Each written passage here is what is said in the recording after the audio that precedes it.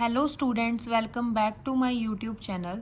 ਅੱਜ ਆਪਾਂ ਡਿਸਕਸ ਕਰਾਂਗੇ ਇੱਕ ਕਿਊ ਕਾਰਡ ਜਿਹਦਾ ਨਾਮ ਹੈ describe an area of science that you are interested in and would like to learn more about. ਕਿ ਸਾਇੰਸ ਦੇ ਕੋਈ ਇਹੋ ਜਿਹੇ ਏਰੀਆ ਦੀ ਗੱਲ ਕਰੋ ਜਿਹਦੇ ਵਿੱਚ ਤੁਸੀਂ ਇੰਟਰਸਟਿਡ ਹੋ ਅਤੇ ਜਿਹਦੇ ਬਾਰੇ ਤੁਸੀਂ ਹੋਰ ਜਾਣਨਾ ਚਾਹੁੰਦੇ ਹੋ।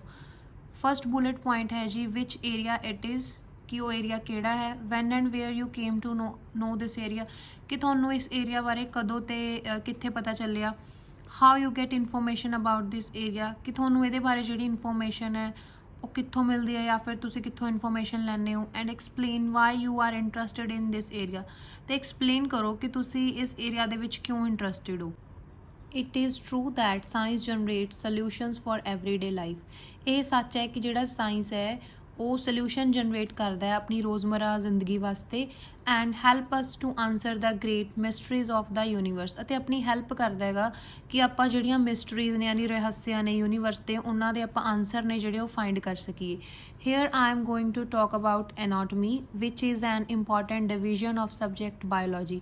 ਕਿ ਉਰੇ ਮਤਲਬ ਮੈਂ ਗੱਲ ਕਰਨ ਜਾ ਰਹੀ ਹਾਂ ਇੱਕ ਸਬਜੈਕਟ ਬਾਰੇ ਜਿਹਦਾ ਨਾਮ ਹੈ ਐਨਾਟਮੀ, ਜੋ ਕਿਹਦੀ ਡਿਵੀਜ਼ਨ ਹੈ, ਬਾਇਓਲੋਜੀ ਦੀ ਡਿਵੀਜ਼ਨ ਹੈ ਜਾਂ ਫਿਰ ਬਾਇਓਲੋਜੀ ਦਾ ਹੀ ਅੱਗੇ ਪਾਰਟ ਹੈ। Mainly it is the scientific study of human body structure like heart, brain, lungs et cetera. ਕਿ ਇਹ ਕੀ ਹੈ, ਮਤਲਬ ਸਾਇੰਟੀਫਿਕ ਸਟੱਡੀ ਹੈ ਕਾਹਦੀ, ਹਿਊਮਨ ਬੋਡੀ ਸਟਰਕਚਰ ਦੀ, ਜਿਵੇਂ ਹਾਰਟ, ਬ੍ਰੇਨ ਤੇ lungs the. I came to know about this subject when my sister was studying in BSc Nursing। ਕਿ ਮੈਨੂੰ ਇਸ ਸਬਜੈਕਟ ਬਾਰੇ ਪਤਾ ਚੱਲਿਆ ਸੀ ਕਿ ਜਦੋਂ ਮੇਰੀ ਭੈਣ ਹੈ ਜਿਹੜੀ ਉਹ ਸਟੱਡੀ ਕਰ ਰਹੀ ਸੀ BSc ਨਰਸਿੰਗ ਦੇ ਵਿੱਚ, and it was one of the important subject of her study. ਕਿ ਇਹ ਮਤਲਬ ਉਹਦੀ ਸਟੱਡੀ ਦਾ ਬਹੁਤ ਹੀ ਇੰਪੋਰਟੈਂਟ ਜਿਹੜਾ ਸਬਜੈਕਟ ਸੀਗਾ। She told me various fascinating facts related to this subject। ਮਤਲਬ ਉਹਨੇ ਮੈਨੂੰ ਬਹੁਤ ਸਾਰੇ ਜਿਹੜੇ ਇੰਟਰਸਟਿੰਗ ਫੈਕਟਸ ਨੇ ਉਹ ਵੀ ਦੱਸੇ ਸੀ ਇਸ ਸਬਜੈਕਟ ਬਾਰੇ। ਫੈਸੀਨੇਟਿੰਗ ਦਾ ਮੀਨਿੰਗ ਹੁੰਦਾ interesting. I was amazed to know, ਮਤਲਬ ਮੈਂ ਇਹ ਜਾਣ ਕੇ ਹੈਰਾਨ ਸੀ that the smallest bone of our body is inside the ear। ਕਿ ਮਤਲਬ ਜਿਹੜੀ ਆਪਣੀ ਬੋਡੀ ਦੀ ਸਭ ਤੋਂ ਛੋਟੀ ਹੱਡੀ ਹੈ ਉਹ ਆਪਣੇ ਈਅਰ ਦੇ ਇਨਸਾਈਡ ਹੈਗੀ ਹੈ। And the left kidney is usually a little larger than the right। ਤੇ ਜਿਹੜੀ ਆਪਣੀ ਲੈਫਟ ਕਿਡਨੀ ਹੈ ਉਹ ਕੀ ਹੈ, ਮਤਲਬ ਯੂਜੂਲੀ ਮਤਲਬ ਥੋੜੀ ਜਿਹੀ ਜਾਂ ਫਿਰ ਆਮ ਤੌਰ ਤੇ ਕੀ ਹੁੰਦੀ ਹੈ, ਲਿਟਲ ਲਾਰਜਰ, ਮਤਲਬ ਥੋੜੀ ਜਿਹੀ ਵੱਡੀ ਹੁੰਦੀ ਹੈ ਰਾਈਟ ਕਿਡਨੀ ਨਾਲੋਂ।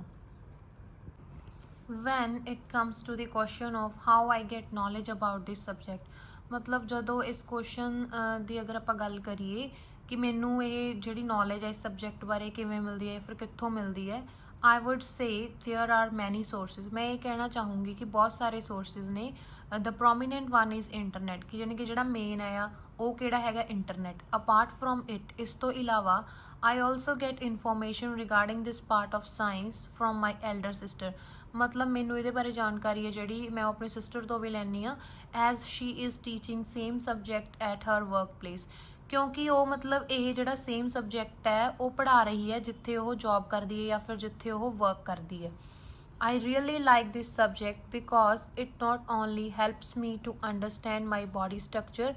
ਮਤਲਬ ਮੈਂ ਇਸ ਸਬਜੈਕਟ ਨੂੰ ਬਹੁਤ ਜ਼ਿਆਦਾ ਪਸੰਦ ਕਰਦੀ ਹਾਂ ਕਿਉਂਕਿ ਇਹ ਮੇਰੀ ਇਕੱਲੀ ਹੈਲਪ ਹੀ ਨਹੀਂ ਕਰਦਾ ਕਿ ਮੇਰੇ ਬੋਡੀ ਸਟਰਕਚਰ ਨੂੰ ਅੰਡਰਸਟੈਂਡ ਕਰਨ ਦੇ ਲਈ, but also I can take care of my own health. ਮਤਲਬ ਮੈਂ ਕੀ ਕਰ ਸਕਦੀ ਹਾਂ, ਨਾਲ ਨਾਲ ਆਪਣੀ ਜਿਹੜੀ ਹੈਲਥ ਹੈ ਜਾਂ ਆਪਣੀ ਸਿਹਤ ਹੈ ਉਹਦੀ ਕੇਅਰ ਵੀ ਕਰ ਸਕਦੀ ਹਾਂ। ਸੋ ਆਲ ਇਨ ਆਲ ਆਪਾਂ ਯੂਜ਼ ਕਰਦੇ ਹਾਂ ਜਦੋਂ ਆਪਾਂ ਐਂਡਿੰਗ ਕਰਨੀ ਹੋਵੇ। This is an area of science in which I have interest. ਮਤਲਬ ਇਹ ਸਾਇੰਸ ਦਾ ਉਹ ਏਰੀਆ ਹੈਗਾ ਜਿਹਦੇ ਵਿੱਚ ਮੈਨੂੰ ਇੰਟਰਸਟ ਹੈ। ਹੋਪਫੁਲੀ ਇਹ ਕਿਊ ਕਾਰਡ ਤੁਹਾਨੂੰ ਸਮਝ ਆਇਆ ਹੋਵੇਗਾ। Thank you so much.